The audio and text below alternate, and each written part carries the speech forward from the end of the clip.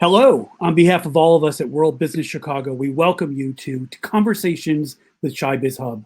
Our conversation series is committed to creating the best webinar and video platform to help inspire and empower you through meaningful exchanges with business leaders and subject matter experts. Today's topic is tips to maximize your time. This webinar will discuss tips on time management, adjusting priorities due to COVID-19, and advice on how being more effective at managing your time can produce better results for your business. When you find yourself looking online for information on COVID-related federal, state, city, and private resources, we invite you to visit our online resource portal, ChiBizHub.com/COVID-19 support. It is now my pleasure to invite my colleague from ChiBizHub to open our conversation this afternoon. Please welcome Ms. Jasmine Garcia, Business Resource Manager.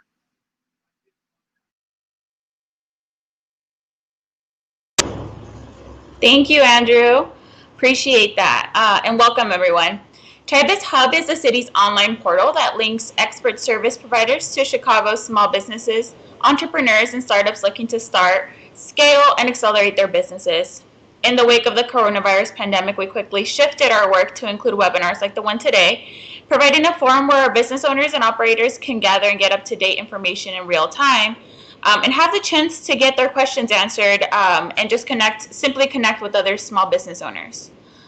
We welcome you to visit our portal at ChiBizHub.com and check out all the business resource providers available for your small business.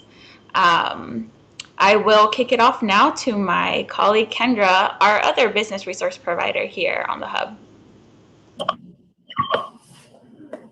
Thank you so much, Jasmine, for the introduction. So today I am going to start by just going over our agenda. So we have three phenomenal panelists that will be joining us for a conversation with ChiBizHub.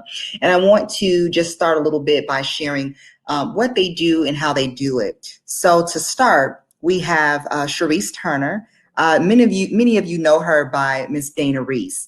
And so Dana is a former teenage mother who successfully completed both undergraduate and graduate programs. Reese attributes much of her success to the struggles that she had to endure. Oftentimes, she worked two jobs at once while attending school full-time during her undergraduate program. Reese understood the importance of a solid education, but also knew that it was her duty to provide for her daughters. So prior to the inception of her business, this mother of two worked for a Fortune 500 company. However, in an unfortunate set of circumstances, Dana Reese was laid off. So despite being offered an alternative position within the company, she decided that it was time to step out on faith and to start her business. So in October of 2017, she founded The Buddy Effect. She couldn't have begun her business at a better time, taking into account the ever-increasing demand of work from home jobs and flexible schedules. The virtual assistant industry is a booming one. So she will be sharing a lot of tips and topics that will help us definitely with maximizing our time. Next, we have Javier. So thank you so much for joining, Javier. And Javier is the founder of Food Hero and L3C, which is a social enterprise vocational culinary training provider, building culinary confidence for individuals pursuing career paths in food or starting a business. He is a bilingual trainer, workforce specialist, and manager for the hospitality industry. In addition to leading efforts at Conocina RX, an initiative of Food Hero, he is a dad and a recruiter at the Southwest Suburban Cook County American Job Center. And last, but certainly not least, we have Jessica, who is here as well to share a lot of her expertise. So Jessica was born in Chicago to first-generation parents from Mexico that were raised in Phoenix, Arizona. Jessica is a wife, mom of two toddlers, a former beauty entrepreneur turned business coach, podcast host, and creator of Latina Business Coach, an online platform to help women create strategies for their business ideas. Jessica is also the founder of Feminina, a Phoenix-based society for Latina entrepreneurs, leaders, and ambitious women. Now, with over 6 years of experience as a self-made entrepreneur, it's Jessica's mission to help women get clarity on their next business move by focusing on the how. She likes to provide them with tangible tools and framework that will help them start, pivot, and launch businesses and online courses. So we have a great panel here today, and we will actually go ahead and get started. And we will kick it off with our first question. And the panelists will answer the questions as they see fit. So stay tuned, you're in for a great treat. So the first question is, please tell us a little bit about your business, what you do, and actually, one, either where you're located in the city of Chicago, so what neighborhood, or what is the primary base that you support in Chicago? Okay, so I can start. So, Kendra, thank you so much for the amazing introduction. I appreciate it. And I feel like you kind of covered what I do. But the Buddy Effect, like she said, was formed in 2017. And my goal in forming the Buddy Effect was to earn back some of my time freedom. As Kendra mentioned, I am a mother of two. And since college, I've always traded my time freedom in order to provide a comfortable life for me and my daughters. So what the Buddy Effect does, we partner with solopreneurs and entrepreneurs that are simply stressed out from wearing too many hats, right? I've been there myself to where in my business, I felt that I had to be the CEO, the accountant, the project managers, everything. So what my team does, we partner with our clients in order to create a virtual team so that we can save you, time so that you can spend time doing things that you actually enjoy. I am based in Chicago, more specifically in the Bronxville neighborhood. However, we have clients from all across the nation. That's what I do. Thank you, Reese. Javier, you want to go?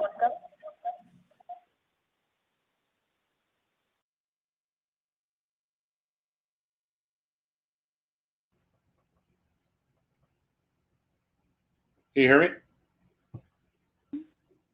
So thank you for the introduction. My name is Javier Hao, and I am the founder of Food Hero. We are a social enterprise that's located in the West Loop of Chicago. We service Black and Brown communities, Little Village, North Lawndale, Humboldt Park, and other areas in the city of Chicago. What we do could be best described in three pillars.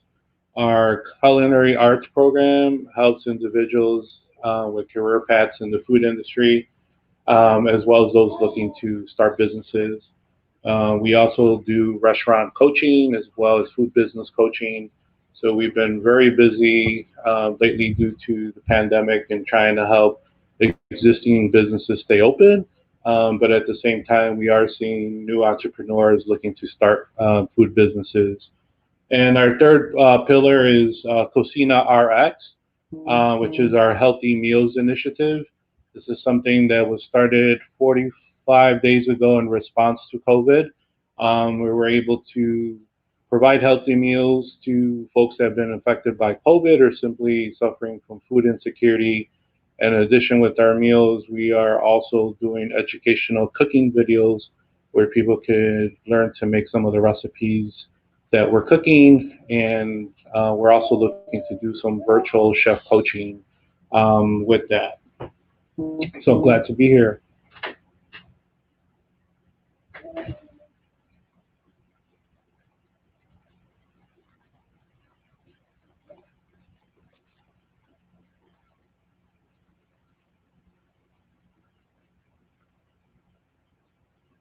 Jessica, you want to go next?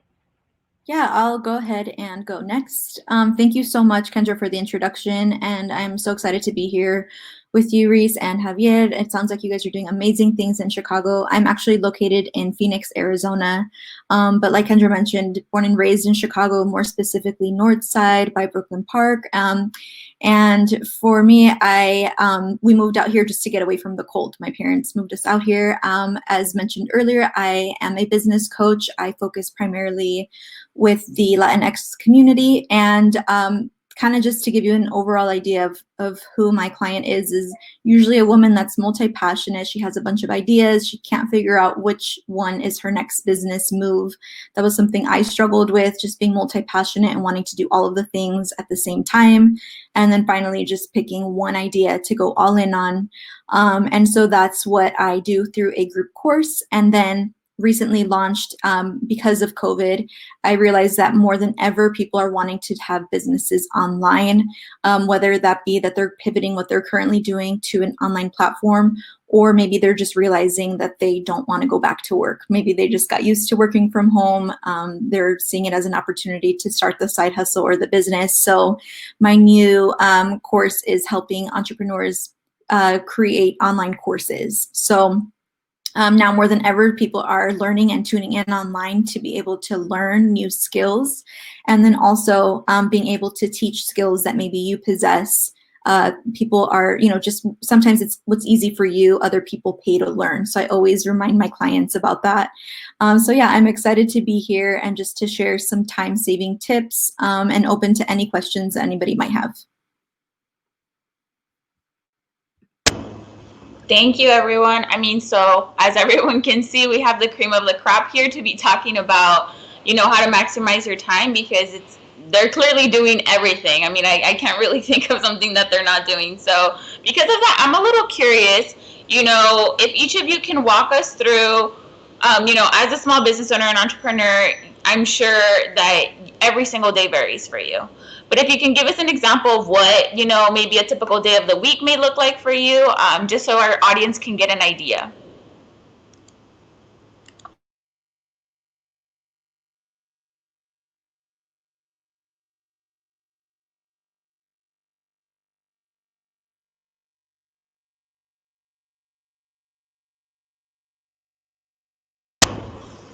Charisse, I think you may be muted. Oh, there you go.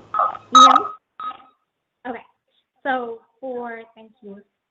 You're right. Like, days do vary, of course, right? But the first thing that I do when I wake up in the morning, which I try to wake up close to 7 o'clock, is I invest in self-care, right? So I used to be in a habit of checking my email and checking my phone first thing in the morning. Not anymore. I trained myself not to do that. The first 2 hours of my day is dedicated to working out, praying, meditating, and getting ready for the day. I always plan my day the night before because I like to go into the day ready and knowing exactly what I'll be doing. So with that being said, I practice calendar blocking, and basically what that is I dedicate specific sets of time blocks and hours to do certain tasks. So that can be anything from taking client calls or checking my email or whatnot. Of course, that varies. But I make sure that I implement calendar blocking just to make sure I get everything done in my day. But as far as like my staple is waking up at 7:30, focusing on myself, and also I have a hard stop at 6 o'clock. Time freedom is everything to me, especially because I am a mother. I do have a family. So whatever, is business related, I keep it in between 9 a.m. and 6 p.m.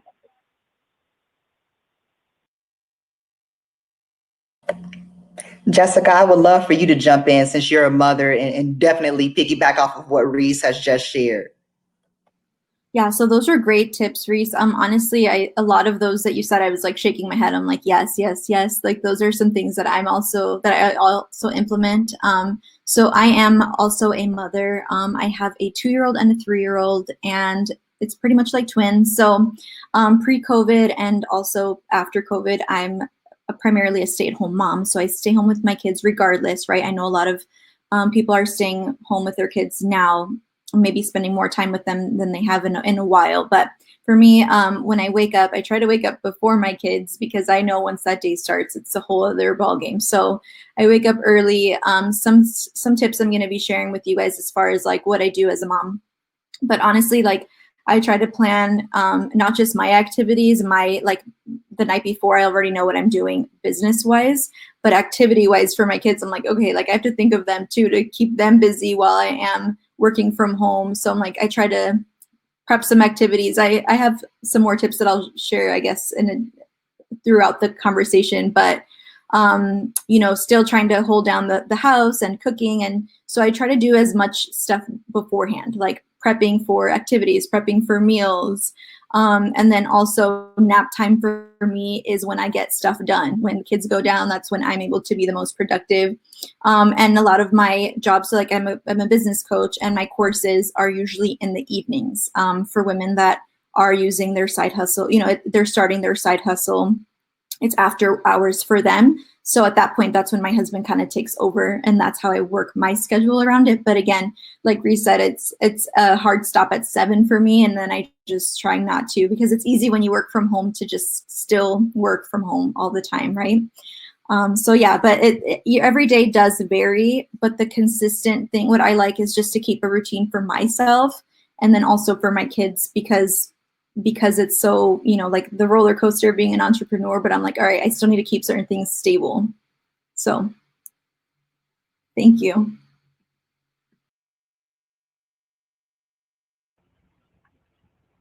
All right, so I guess I'll go next. So Cherise, thank you for that tip. I think I need to practice self-care a little.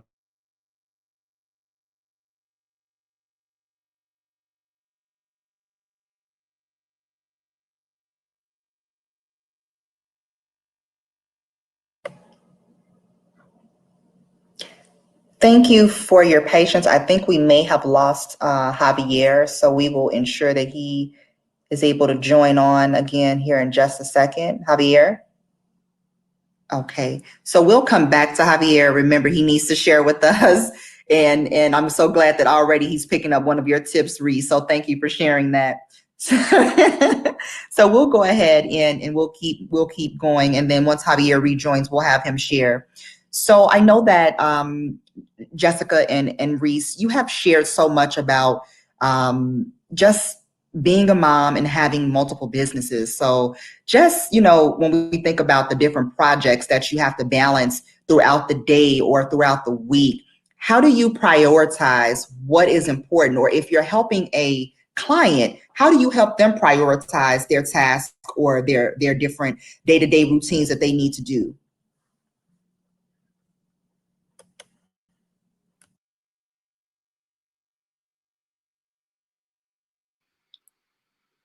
I can go ahead and go first, Reese. Okay, go ahead. Nope. Oh, okay, I can go first. Yeah. So, can you hear me okay? Okay.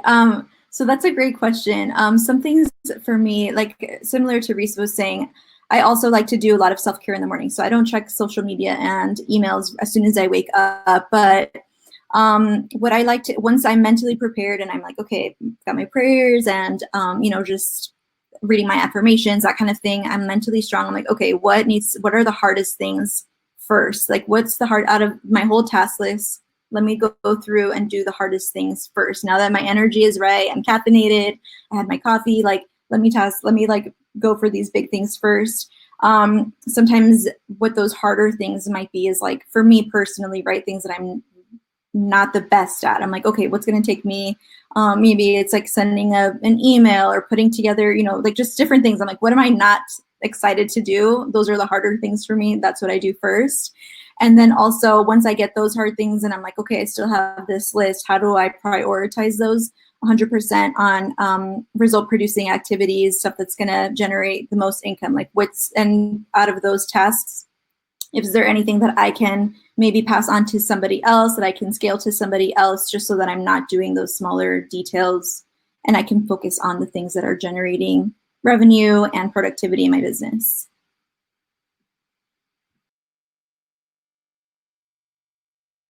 So I am going to piggyback on what Jessica stated, because I practice the exact same thing. As I mentioned to you, I do plan my day the night before, but one aspect of that planning is I make a list of all of the tasks that I have to do, whether it's for the next day or for the next 7 days or whatnot. And I collect that list and I organize it based on the level of urgency and importance, which I'll go into later, in our presence or in our conversation. After I organize that list, I look at what's important and I identify what has the highest value. Typically, what has the highest value is like the biggest, most ugliest task, the task that I do not want to do. But to counteract that, I knock those tasks out first. And the reason why, and if you've ever read Eat That Frog from Brian Tracy, it talks about the importance of knocking out the biggest and ugliest tasks first, right? Brian Tracy, he affectionately calls those tasks like the ugly frogs. And the science behind that is you want to focus on the biggest, hardest tasks in the beginning of your day or as early as possible whenever your productivity levels are peaked. So no matter whether I feel like it or not, I devote my focus to the biggest task first. And once I complete those tasks, and then that's when I look at the tasks that may be easier or redundant, and I focus my time on those tasks. And whether that's me doing them myself or delegating them to people that can do them on my behalf, that's what the rest of my time is spent on. So, and keep in mind, I have that hard stop, right, at 6 o'clock. So whatever I'm doing, whether it is the big heavy tasks or the light mundane tasks, all of it is happening between 9 a.m. and 6 p.m. for me.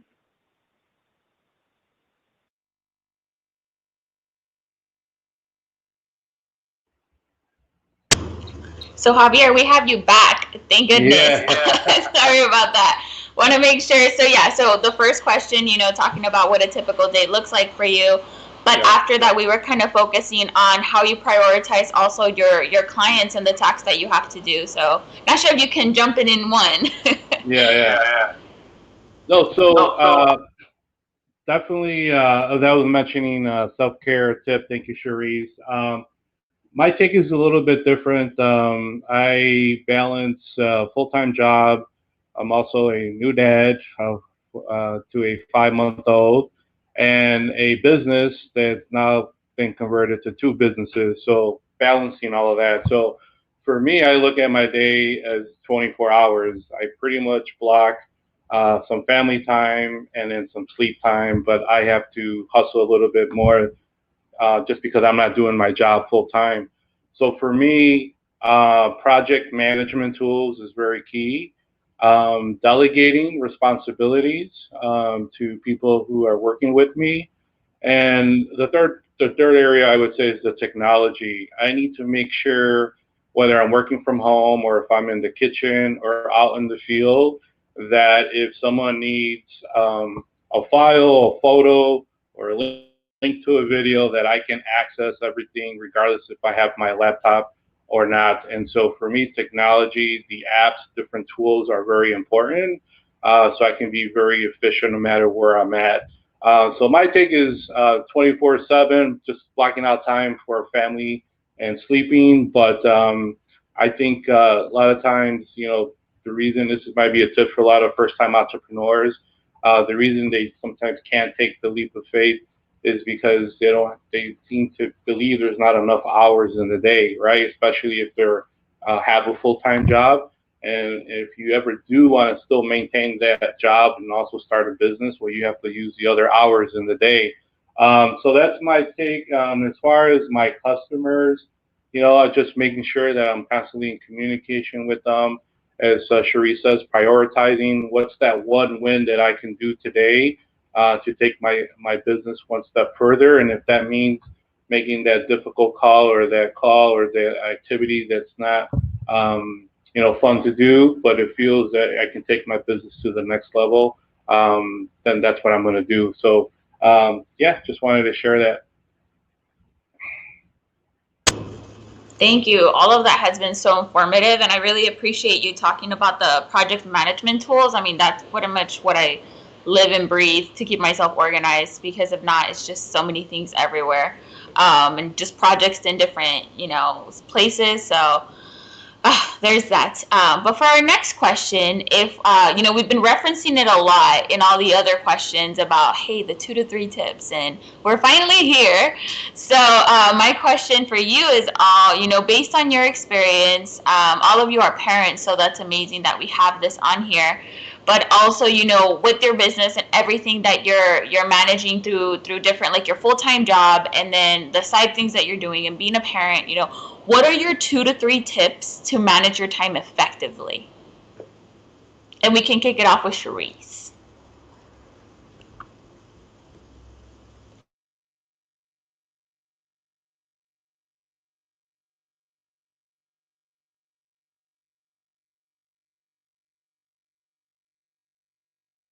Different types of methods, 3 types of methods. The reason why is because what may work for me might not work for somebody else, and I want anybody that's on here to be able to take what works from them, what works for them, away from this. And each method I've worked with and I've tried it and it works for me. So I guess that you can kind of say that these are 3 things that does work for me.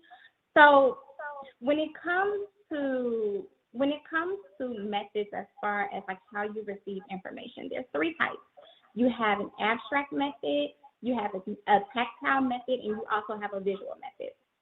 So if you're the type of person and if you prefer to organize projects and tasks simply by writing it down, whether it's writing down a to-do list or anything like that, you might find that the abstract method is the most useful for you.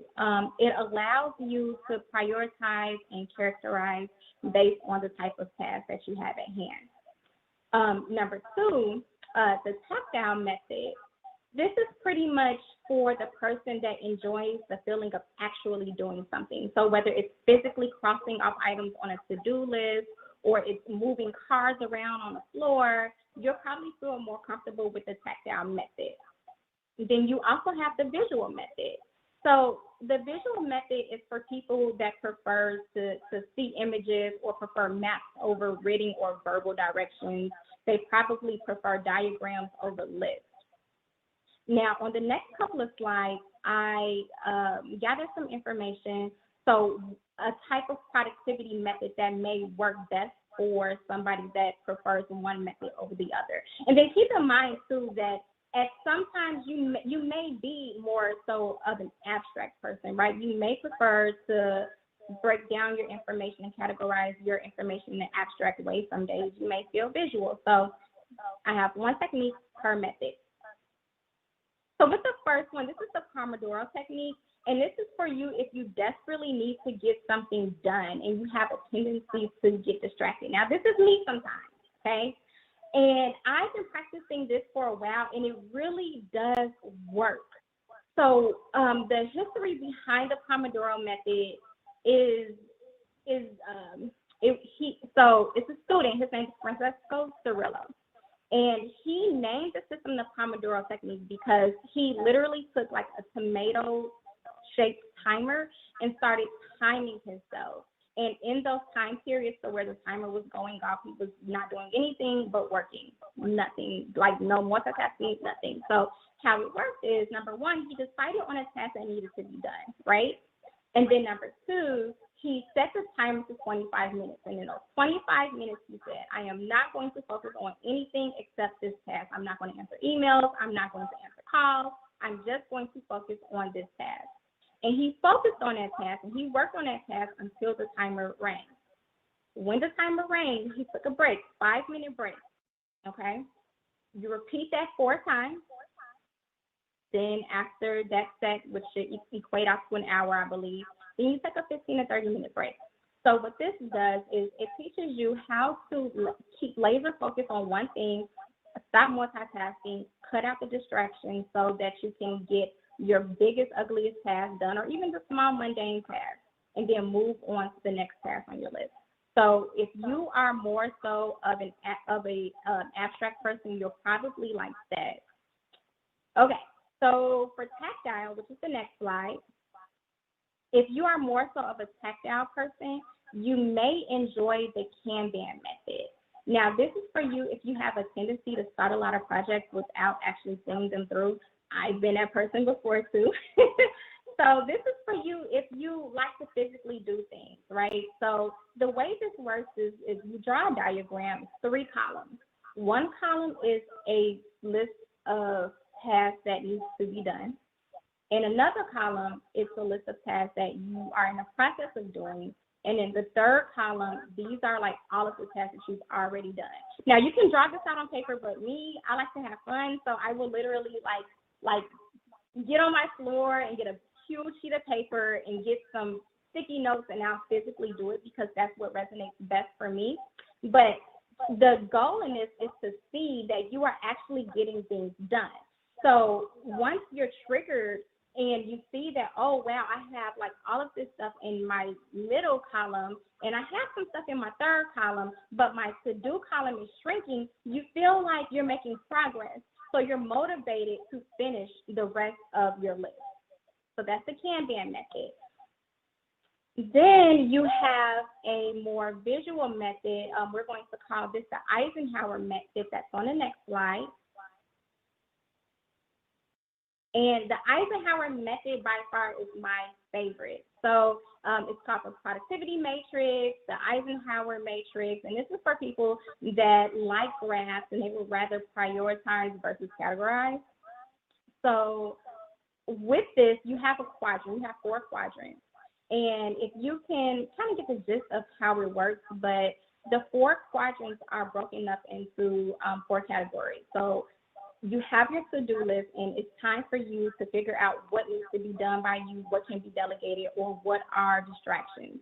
So in the first quadrant, you'll have all of your tasks that are important but may not be that urgent, right? So like your long-term goals or whatnot. In the second quadrant, you have your urgent and important tasks. Like you have to do it and it has to get done now. So that can be client calls or handling certain emails or whatnot. In your third quadrant, these are tasks that are not important and not urgent. So these are things that you can do later. A lot of times that's where your distractions will lie because they are not important or they aren't urgent. And in the fourth quadrant, you have tasks that are urgent but not important. These are tasks that need to be done, but they don't quite have to be done by you. And this is where you'll learn how to delegate. You'll learn the importance of delegation and how to leverage the help that you have in order to work more efficiently. So my biggest takeaway is figure out what works for you, because what may work for me may not work for you. It depends on how you receive information and you implement it that way.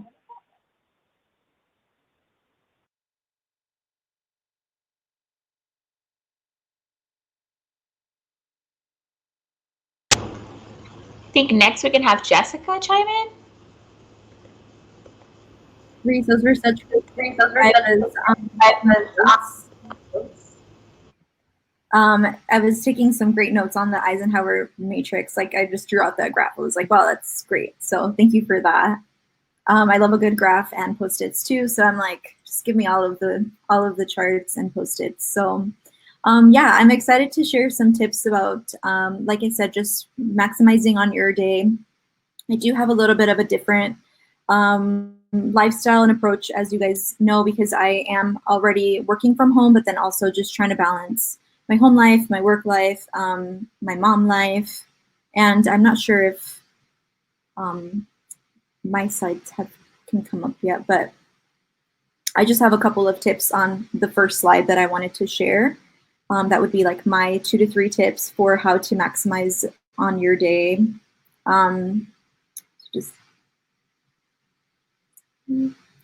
Yeah, so I kind of shared some of these already. So like I said, I do have a 2- and 3-year-old, but I also have a podcast. I have, you know, a business, a community of women that I run. I have events. I also have clients that I serve. So, but I, like I said, primarily my main priority is working from home with kids. So I know that a lot of people are still adjusting to this new normal, having kids home from school for the summer. So I just wanted to kind of touch on a couple of these tips. But like I said, just waking up early so that you still feel like you have time for yourself to get ready for the day, whether that be taking a shower or praying, meditating, reading, working out. That way you're not taking time away from your kids or from your, like your children if you have some. And then I always like to prep snacks and stuff throughout, like for them to kind of just have access to. I encourage a lot of like independent play and independent eating. So I'll just kind of do that. Crock pot and like Instapot recipes, like Pinterest, that's my secret sauce. If I can meal prep or put something in a like crock pot in the middle, like in the morning, and then kind of stir it around after a couple hours, and then I'm kind of just doing that. It makes me look good when I have some food on the table that I home cooked, right? So that's always a good tip. And then even just with my kids, I like to keep busy bags. So I'll put like beads and a string in a bag, and I'll just be like, hey, like I'm working on this right now. Kind of like what Reese was saying is like, hey, I need to work. I'm going to put my head down for the next 30, 40 minutes. I need to get this done. Here's like a little bag. Here's some snacks and like play right here, but still being able to move my office kind of wherever they are. And then, like we said, just setting and respecting that designated log off time. But these are some tips that work for me, and I'm still present, but also still getting things done in between. I'm not sure if if at this point you guys wanted me to kind of go over the next slide, or if I can save it for another question. It doesn't matter. I think that's one of our final questions. So we'll get to that one. Thank you, though. Javier, you're next.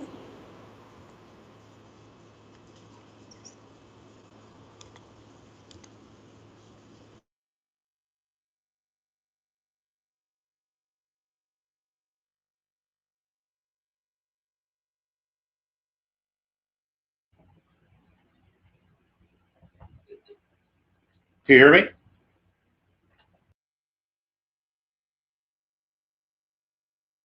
You're not muted. Oh, here we go.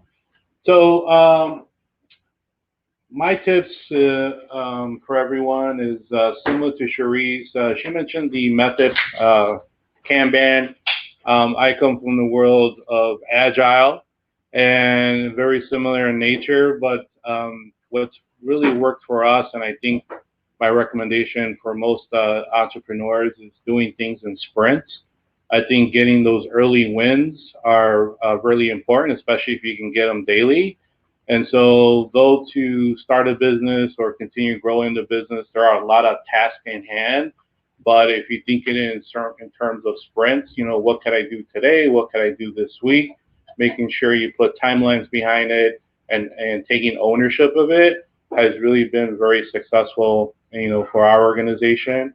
With the sprints or the framework of agility, what's also been very successful for us is that we're always ready for anything that gets thrown at us because we have this framework of agility. And I think it's a framework that I think every organization today and moving forward should have, because in cases like, terrorist attacks and COVID and wars and things that are unexpected or fluctuations in the market, entrepreneurs are better able to respond, right? So agility and getting trained and prepared in that type of framework is very important. That is followed up by the tools that can help you, with taking those sprints. And these are where the project management tools come in. So a few people in the chat box, indicated what are some of those tools. I mentioned Trello, Basecamp, Asana, some of the tools that I've used. And I think my other tip for everybody out there is, we should be, all of our businesses, and this is one of my mentors, mentioned this, who was one of the founders of Scrum, which is part of the Agile world. He said every business is a tech business. And so I think we need to look at our businesses in that way. What technology are we using to become more efficient or to make our lives a little bit easier? And it goes beyond just project management tools. I think these are where communication tools come in. We're using virtual platforms, which was foreign to a lot of entrepreneurs and organizations, a few months back, but now it's obviously become the norm. So I'm always looking for those tools that can make our operations a little bit more efficient. a little bit more effective and obviously a little bit more profitable. So those are my 2 tips as far as the agility framework and using technology or thinking like you're a tech business. You can still be a service business, but technology you'll see somehow is being incorporated. Yeah, so those are just my 2 value adds.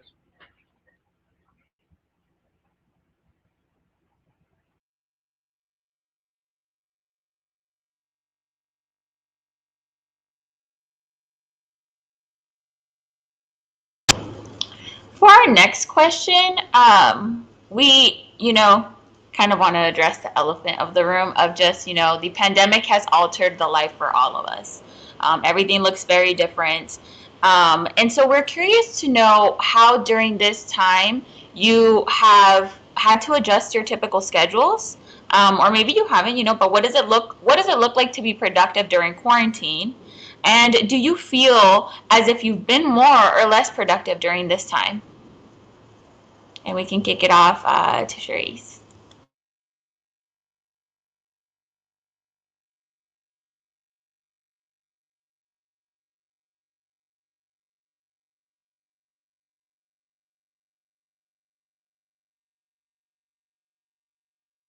Can you hear me now? It's not showing that it's muted. You can't? Okay. So in all transparency, in the beginning, it was a bit hard for me because of the fact that I have 2 daughters, right? So they weren't able to attend school. So not only was I the owner of the Buddy Effect, and the Buddy Effect is what I focus on Monday through Friday from 9 to 6, but I also had to focus on like being a mother during those times too, because we're always parents, right? But when they're away from school, it's like kind of out of sight, not really out of mind, but a little bit. But when they're present throughout the day, all day, and especially when they're at the age to where they're learning, you have to make sure that, or I've had to make sure that I had a curriculum in place to where, I was focusing on them and making sure that their education is continued, and then also, focus on a business and making sure that my business is not impacted. So in the beginning, it was a little difficult. However, I started waking up early. Before COVID, I did not wake up at 7 o'clock, 7:30. I didn't, because I didn't need the extra time to focus on me. But once I got in the hang of things and realized like life is different at this time because, like I have the kids at home, then I made the decision to wake up earlier, which is something that I'm going to implement even when they do, go back to school. And then also calendar blocking. So I mentioned calendar blocking a couple of times, but I keep saying it because it's literally a lifesaver.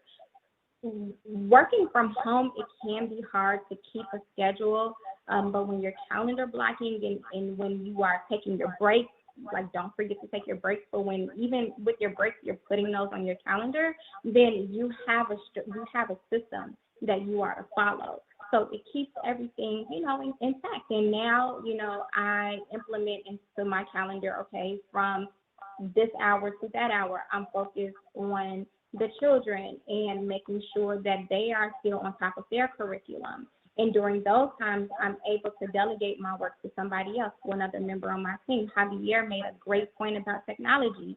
Technology is a lifesaver now. Like it's almost embedded into our world. So I've made the habit of timing my tasks so that when I'm doing my calendar blocking, I know exactly how much time I usually spend on a task, and it makes things easier to keep my day structured. So it's easy now, but it wasn't easy at first.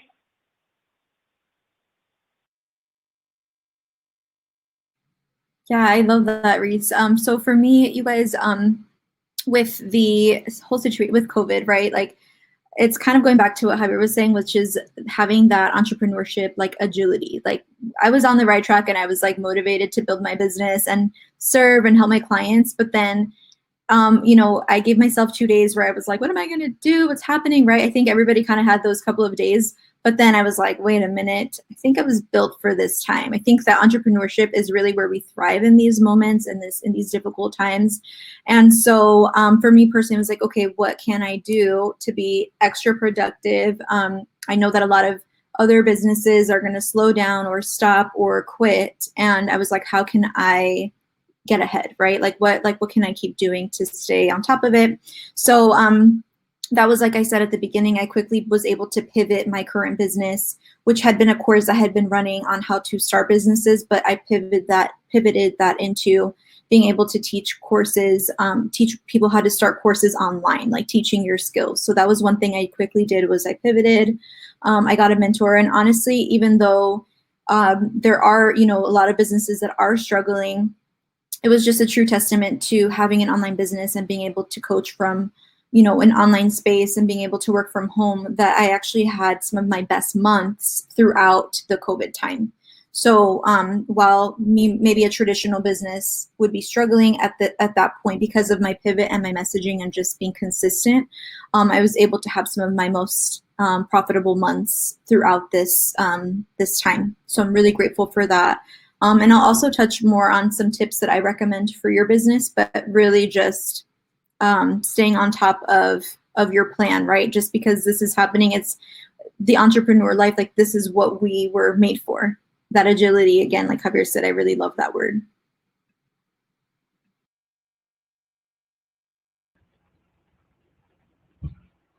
Okay, I'll go next.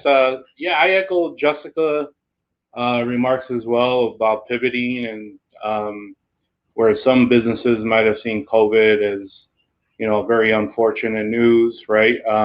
There's been some businesses and entrepreneurs that have either pivoted or really seen success, and I feel that we're one of those companies because of our framework of agility. I think one of the other buzzwords I would like to introduce is innovation. I think it's very important that companies are constantly innovating and getting better at their craft.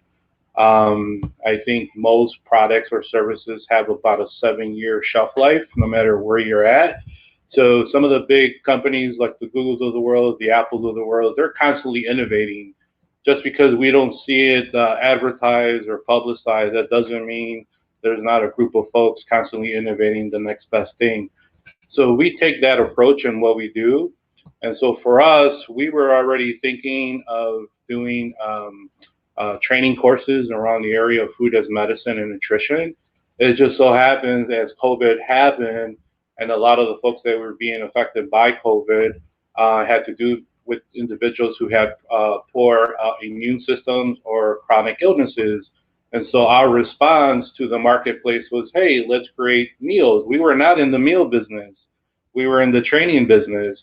But because of preparation and our framework of our organization, we were able to respond. And so I think that's a big tip that I would like to introduce, every entrepreneur, is that, yes, I understand you want to be a retail shop or sell shoes or handbags or be a restaurant, but you should always have that window of possibility of, what if this doesn't happen? What is the next thing I should be thinking of? And always being able to respond to the marketplace, being flexible, being agile, but at the same time, constantly innovating. So today, we had a meeting with our chefs, and even though we're doing our healthy meals initiative, we're thinking about meal kits, we're thinking about chef virtual coaching, and other areas that I call phases 2, 3, and 4. Even though we're not doing them, we could start having that conversation so that when we are ready to implement, this is something that's not foreign to us. And I think this is really important. So this level of constantly innovating, piloting, testing, those are all nice buzzwords that I think every entrepreneur should be constantly doing. So that's how COVID has really affected us. It's actually been a blessing. And we've been able to be a blessing to others because of our coaching and training. We've been able to enter the marketplace also to help those existing businesses that have been affected by COVID. We've been preaching like, hey, you had 40 items on the menu, maybe you need to have 15. Well, maybe if you were selling pizza or hamburger and fries, maybe you want to be a little bit more health conscious because there's a bigger marketplace for that right now. I know you love your dining room, but if people are not coming, to dine at restaurants, maybe we need to come to them. And this is where the online ordering comes in. And so these are ways of doing business that typically we didn't have to think about because life was good, right? Economy is good. We've been in business for 15, 30 years. Never thought that I had to adjust my business model. And unfortunately, a lot of small mom and pops had to adjust their model. And that's why we're seeing many of them, unfortunately not coming back because not due to financial constraint, but also because the marketplace is not relevant for their product anymore. And so unless they adjust or adapt, or pivot, right, is another key word, they may, not be able to, become sustainable in the marketplace. And I also add, I think it's okay to restart, right? Sometimes you just have to close shop and just work on something new. So I think that's my other tip, for the entrepreneurs that are here today. But the biggest eye opener for me is that most products and services have about a 7-year shelf life. So that means we should all be thinking like an innovation company, constantly coming up with new products and services. Thank you. You're welcome, Javier. That was a great closing to always think of how you can innovate yourself, whether it's a pandemic or just to grow your client base. So I know that we've shared a little bit about what you all have been doing to just really stay focused during the pandemic. But when you think about distractions, so this is a big one. I know a lot of people have come to Jasmine and I about how do we stay focused. A lot of business owners and entrepreneurs, because a lot of them are working from home. And unfortunately, they've had their children at home with them as well, those that do have children. So what have you found is the best strategy to limit distractions? So Jessica, I would love if you can start with that.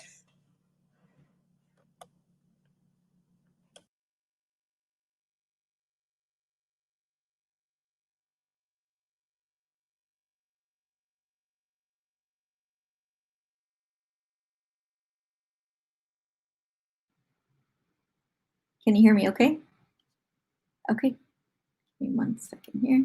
So a lot of the advice that I have for productivity and just staying focused, limiting distractions, honestly, is stuff that we've already pretty much touched on because we're all, I think that we're all really just touching on the same things. But I just want to recap. So for me, it really was like, okay, let's make a list the night before what needs to get done, doing the hardest things in the morning, what's going to be the most result producing, income producing, what can I delegate? Something that really works for me is just setting a timer of 90 minutes for me personally. So I'm not going to go to the bathroom. I'm not going to check my phone. If people are messaging me, remember when we work from home, like it's easy to just pick up your phone and you're your own boss, right? And so for me, I'm like, no, like when I'm at work, I'm not checking my phone. I'm not going to the bathroom.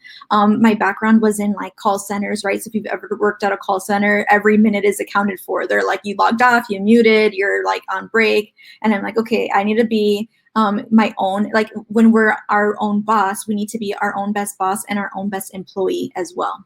So if some of us, right, were not being productive on clock times, like we would have fired us. Like, would you fire you? Would you hire you, right? So thinking about that as your own best employee for your business. So another thing that really worked for me too was when I was starting to take meetings, if I didn't need to be on a computer and I was trying to still get my walks in, Steve Jobs said, the walk and talk meeting. So I would put my AirPods in, I would just let a client know, hey, I'm just taking a walk right now, but just trying to multitask as well and still trying to stay active, but really the focus of doing those 90-minute tasks and remembering that, yes, we make our own schedule. Yes, we can sleep in, we can wake up early, whatever we want, because that's the benefits of being an entrepreneur, but we still need to show up for work. And when we're on the clock, we're on the clock. So that's all for me on this side.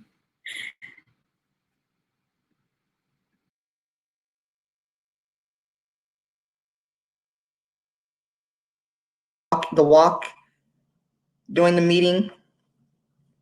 Awesome. I love it. Javier, can you hear me, guys? Javier, what advice or what strategy do you have around limiting distractions? So I just want to, piggyback on what Jessica said. I think another way how I interpret what she said and kind of what I incorporate is what's your time worth, right? The value of time, something you can't get back once it's spent, right? So I look at my day and I look at the activities that I have and the appointments I have, and I basically measure it and say, if I take this meeting, if I do this activity and this task, am I going to move my business, move the needle, move my business forward?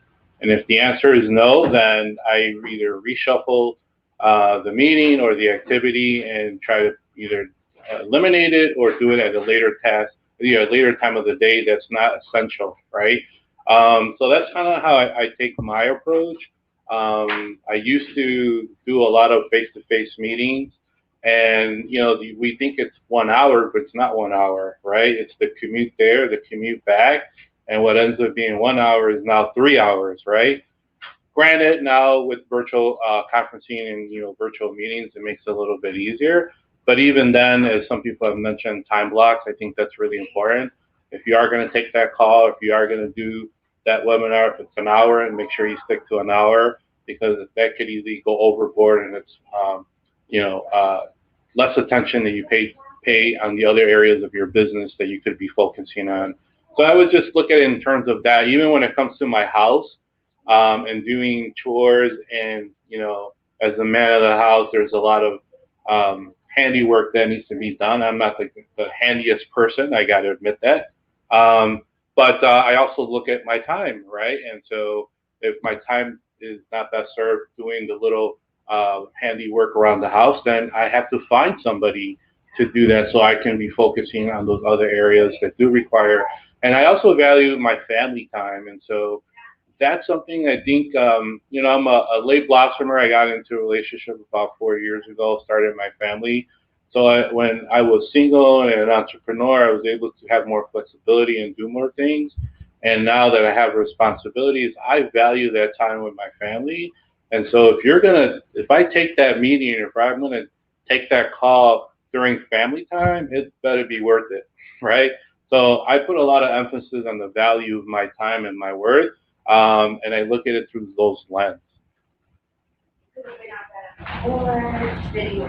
I love it, Javier. Excellent. Dana Reese, do you have any tips that you can share what the Buddy Effect actually does with its clients to limit distractions? Sure. So, as I mentioned, the Eisenhower Method is my favorite method. And the reason why is because it allows me to discover what my distractions are. So if you know you need to limit your distractions, you have to be cognizant of what your distractions are. So whatever isn't urgent, whatever isn't important, I either commit to the fact that this is not going to be done during my work hours, or I'm able to delegate it to somebody else. It can be pretty hard, right, to not scroll through Instagram for novelty or not scroll through Facebook or whatnot. So I have 2 phones. I don't know what I would do if I did not have 2 different devices. One is dedicated to work, one is dedicated to my personal. And whenever the work hours are over, the phone goes off. When during work, I may not have my personal line, near me because I don't want to be distracted. And on my personal phone, I do not have my work app, and vice versa. On my work phone, I do not have my personal apps. And even if you aren't in a space to where you have 2 work phones, or may not be able to invest in 2 work phones or whatnot, it can be as easy as getting a Google number. And when the work day is over, deleting or disabling the app, whatever that may be. And then even with my computer, right, I have 2 different profiles. I have a personal profile and I have a work profile. It is so important to me to balance my work and my personal life. It is so important. Because when the 2 mesh, then you'll be getting distractions everywhere. And then keep in mind that all of your distractions are not always personal distractions. Sometimes they are work distractions too, and that's why it's so important to know that you are not supposed to be the jack of every single trade in your business. Like, that's why it's so important for you to build a team, because something may be important, but it can also serve as a distraction if you have things that are more urgent that needs to be done. So building that community in your workforce, right, so that you can delegate. Or even in your personal life, you don't always have to be the one that has to grocery shop. So whether it's a husband or whether it's Instacart, whatever, start delegating things that you can delegate. And then also for what I recommend, there's so many different programs that will block certain websites during time windows like Facebook or something like that, Finish Line or whatever you do during your free time. So maybe look into one of those, because if you're supposed to be working from 9 to 5, you can't access Finish Line or you can't access Facebook. And sometimes we need that, right? Like, we need that, like, slap on the wrist to let you know, like, no, this is not what you're supposed to be doing. And then after so long of working like that, it will become a habit. It will become a habit to not spend your time aimlessly scrolling through Facebook or whatnot when you should be knocking out a project. Those are my tips. Thank you. It's been an incredibly fruitful hour with everyone. We're about at 4 o'clock, so I want to make sure that we share with the audience, where can they find you and how can they connect with you. Javier, would you mind going first, please? Yep, absolutely. So you can find me at Food Hero. It's spelled FOODHE.RO. Or you could also look at our newer initiative, CocinaRx.com. And we're available, 24/7. So if you have any needs as far as opening a food business or restaurant, or maybe you have that secret salsa or barbecue sauce that you want to take to Mariano's or Whole Foods, we can help you with that. And also stay tuned for more work that we're going to be doing around the city, around Cocina RX and healthy meals.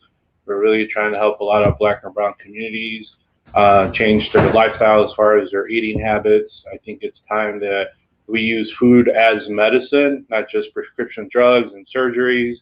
70% of most chronic illnesses can be reversed just simply by good diets and good food. And so that's part of our mission. Thank you for the opportunity, and thank you for meeting everyone here. It's been a great experience, and I look forward to staying in touch with everybody.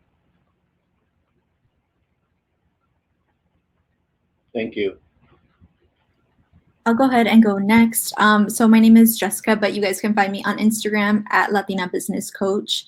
That's also my website, latinabusinesscoach.com. I have a podcast which is focused on helping women on the how of building your business. So sometimes it's me, sometimes it's some guests, sometimes it's in Spanish. So you can find Latina Business Coach on Spotify and Apple Podcasts. And honestly, guys, I just want to leave you guys with one more tip, which really is just to pivot and not quit throughout everything that is happening. Just keep going and just find a new way to do what you're doing online. That's really where it's at, and just recession proofing yourself for now and in the future. How can you do what you're doing right now in an online platform? So thank you guys so much for the opportunity.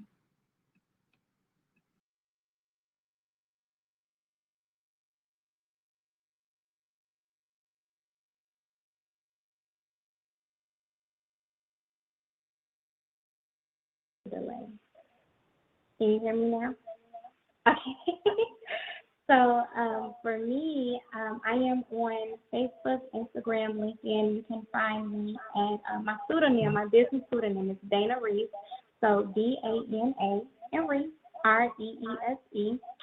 If you are a solopreneur, or if you are an entrepreneur that's simply stressed out from wearing too many hats and you're looking to build a team, then like I said, I do have a virtual assistance agency. So if you're in the market, you can also find us on all social media platforms at The Buddy Effect. My website is www.thebuddyeffect.com. It was a pleasure to meet each and every one of you on the panel. I look forward to connecting again. And anybody that's here, there is no way that you were able to walk away from this without some valuable information. So I look forward to hearing from anybody, from all of you all. And you enjoy the rest of your day. Thank you, everyone. I'm sure we all appreciate all of that information. I want to thank our audience for joining us today and remind you that a recording of today's conversation and along with the rest of our webinars are featured on our social media and also on our special COVID-19 business resource portal at chibizhub.com/COVID-19 support. We encourage you all to follow us on social media for links of future webinars, grants, and information to help you better run your business during these challenging times. And on behalf of everyone at World Business Chicago and ChiBizHub, we wish you and yours good health and peace of mind. Thank you so much for joining us today.